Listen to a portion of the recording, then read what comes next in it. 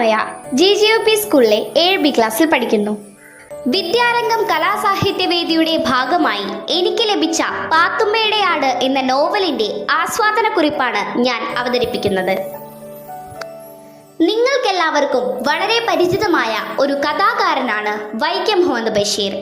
ബേപ്പൂർ സുൽത്താൻ എന്ന അപരനാമത്തിൽ അറിയപ്പെടുന്ന വൈക്കം മുഹമ്മദ് ബഷീറിന്റെ കുട്ടികൾക്ക് ഏറ്റവും പ്രിയങ്കരമായ നോവലാണ് പാത്തുമ്മയുടെ ആട്. ബഷീർ ജയിൽ ശിക്ഷ കഴിഞ്ഞ് വീട്ടിലേക്ക് വരുമ്പോൾ തൻ്റെ കുട്ടിക്കാലത്തെ അടുക്കളയും അമ്മയും സഹോദരങ്ങളും അവിടെ തുടരുന്ന വഴക്കുകളും പറഞ്ഞുകൊണ്ടാണ് ഈ പുസ്തകം ആരംഭിക്കുന്നത്. പ്രത്യേകിച്ചും പാത്തുമ്മയുടെ ആട്.